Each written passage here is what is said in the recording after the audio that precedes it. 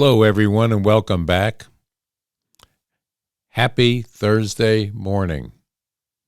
We're looking at a beautiful morning here in East Tennessee. Kaiser's snuggled up over there and ready to get his day going, wants to get out and go. Taking a little snooze right there, but we'll be at it shortly. And I wish you all a great Thursday and an enjoyable Thursday. A Thursday free of worry. It's easy to be worried and upset in these days, given what we've had to witness in the last couple of weeks of the unrest inside our Congress, the killing of a person who did not deserve to lose his life, the family that have lost a father and a husband, and the media that wants to make you concerned and worried every day of the week. It's unbelievable when you listen to MSNBC and the likes of Gumby Head over there, Morning Joe, and his communist wife, Mika, as they want to tell you now to hold back the rhetoric which they proponed for the longest time on their morning show each and every day that people tuned into it. It's almost hypocritical in its own right, and it will continue as long as CNN, MSNBC, all follow the same route of keeping you in fear, keeping you appraised on one side opinions rather than the opinions of the many and the people who vote in this country and the people who care for other people and the souls of people that have been lost due to criminality, crimes committed by people that have maybe in some cases been driven to do this because they believe the news media telling them they need to do something about it. Or anyway, that's what they hear in their minds. It's a shame, but we'll give you a little preview of Morning Jackass right here.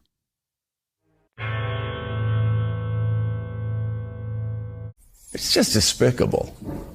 It's just absolutely despicable. I don't know who you think you're lying to, but we know there's a problem on both sides. We have to come together, or this will continue. And Willie, there's even talk about going after, quote, hate speech. I'd love for hate speech to be muted. I'd love for people to speak more civilly, but I'd love for people to speak more civilly. Let me show you something. They have the leading candidate for president, for their nomination for the presidency, praising, they have put together a choir of convicts who beat the shit out of cops with an American flag. I'm sorry. Would you like me to say it in a nicer way? Yes, I would. Well, actually, okay, but that's not appropriate. I'd love for people to speak more civilly. But then Trump supporters come in and you open the doors for them. You open the doors for them and let them breach the people's house. It's just despicable. This is, and I don't really, you know what? I don't really care. Start your tape right now because I'm about to tell you the truth. and F you if you can't handle the truth. I'd love for people to speak more civilly. And F you if you can't handle the truth. Fuck shit, fuck me in the fucking ass. Fuck you, you fucking stupid cunt. Fuck monkey licking fucker. Fuck that. Sorry. This is a guy that needs to be put off the air. MSNBC and the NBC affiliates should have had enough, as ABC did with this guy on late night. You cannot continue to have your viewership misinformed and told mistruths and opinions that fit one side of a narrative and not another. It's taking place on all of these platforms and mainstream media channels. The newspapers, the magazines are following suit in some of this craziness right now. Liar! Liar! Liar! A lot of it belongs in our segment called Stupid Town. But as I told you the other day, we could fill an entire 4 hours with that. The Karen situation that's taking place all over. People not minding their own business. People deciding that their opinions actually matter. Do your opinions matter? In some cases, inside your own families, yes. But we're not interested in opposing opinions that are either race baiting or a call to action that we see happening through our media and our politicians today. I don't need to convince you of anything. All you have to do is turn on the hearings with Kash Patel in the last 3 days, and you'll see where our politicians are coming from and what they are trying to do to our country. It's a shame that the world has to look at TV and see this kind of goings-on.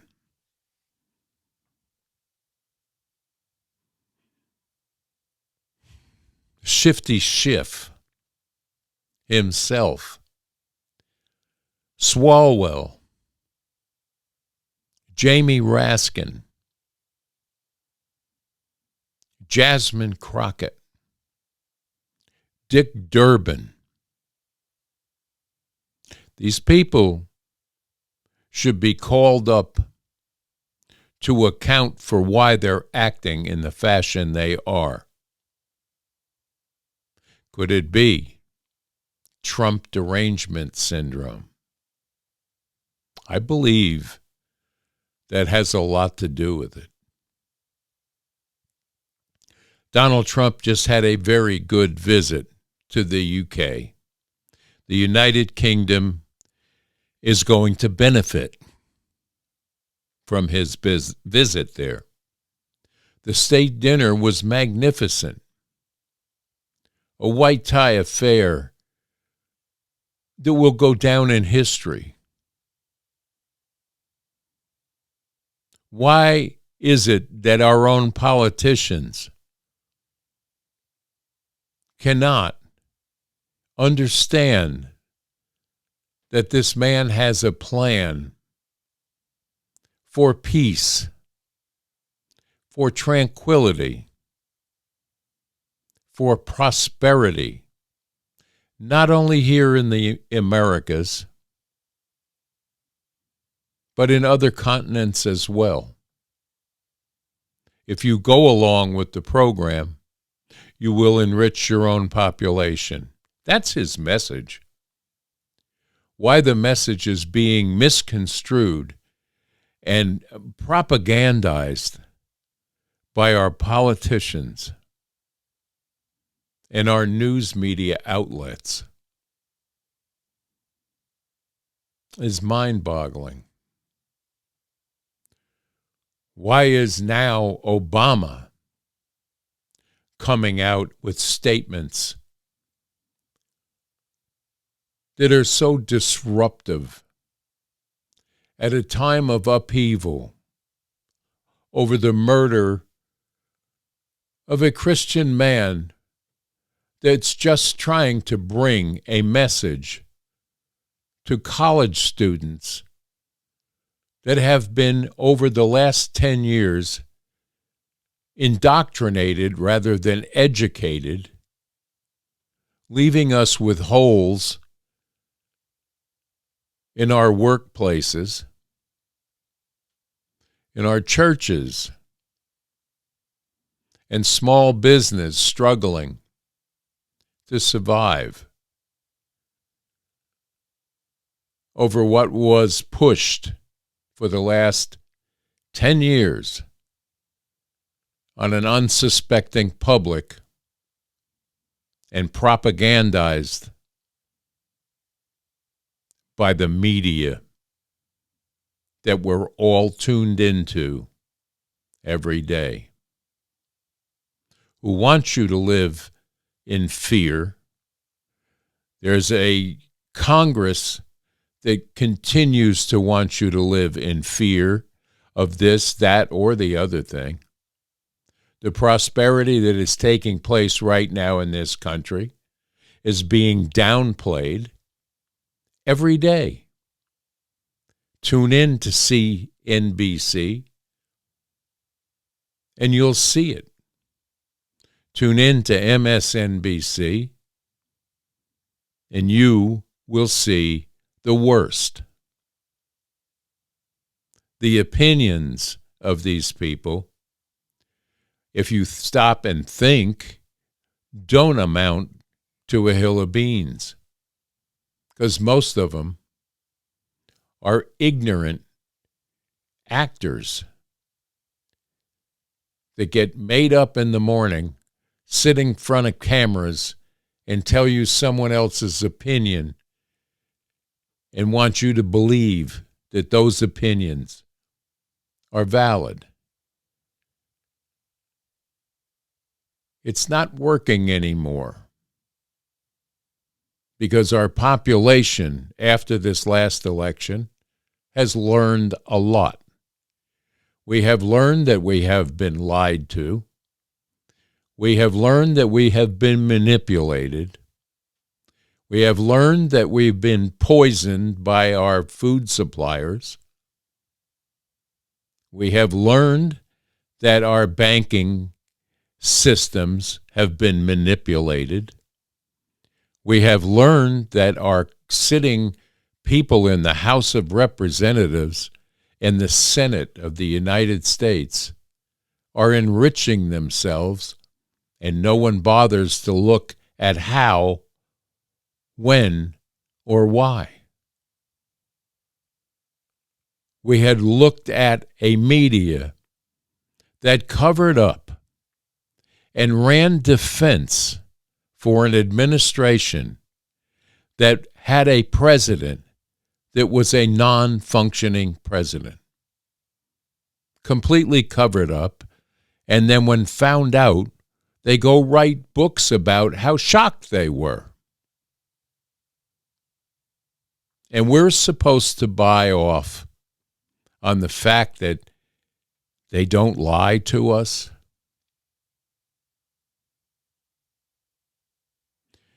Now, in the light of the Kirk murder, they're going to start to raise the prospects of January 6th and the pardoning of people that were incarcerated without due process, while the left will scream about due process for people that are not even citizens of this United States of America, that are here illegally. They scream about due process of a drug canoe that was caught and blown out of the water. Then the second one. Where was their due process? Is the scream. We're not buying it any longer. Due process by law is for our citizens, not for people who came in this country illegally, not for people who are illegal in this country committing heinous crimes, not to go to a foreign country where they're incarcerated and have margaritas with them, not to sing and dance in the street over the murder of someone because they happen to lean toward one side of an aisle than another.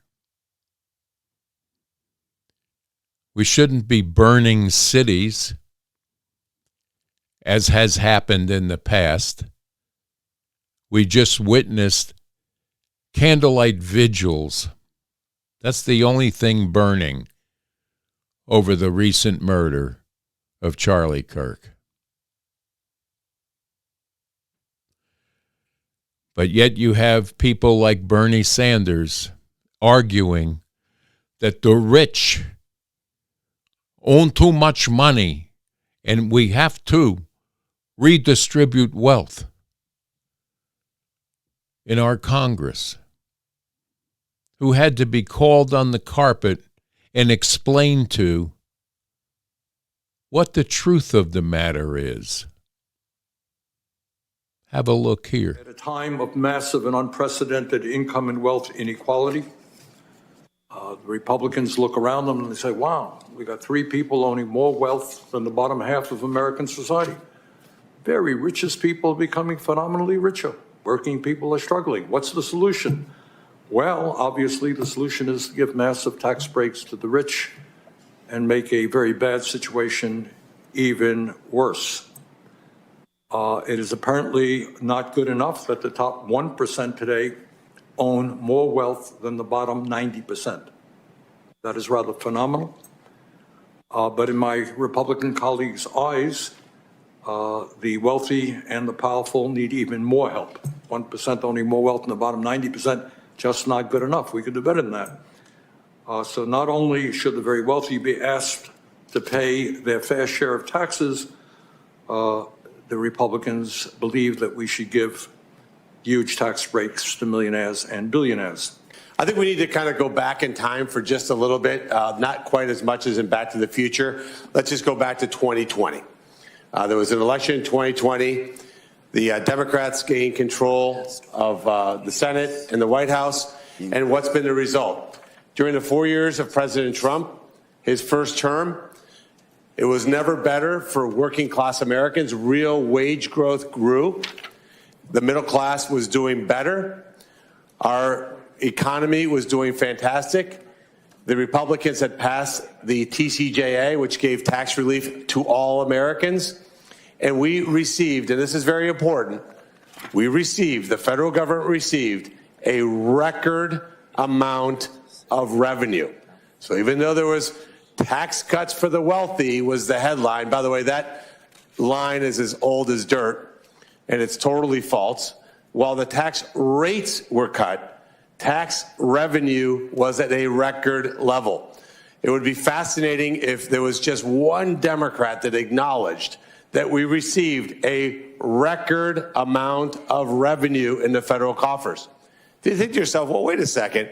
Like, I'm a business guy. Like, if my revenue was at an all-time high and I was losing money, I'd say we have a huge expense problem. Like, oh my God, how could I get record revenue and yet have record deficits? Why? Because when you give Democrats control of our budget, what happens? I'll give you some examples. When my colleagues talk about how they defend the working class, I think the working class spoke pretty clearly on November 5th of 2024 and said, thank you, but no thank you. So what can happen in my old world of owning car dealerships?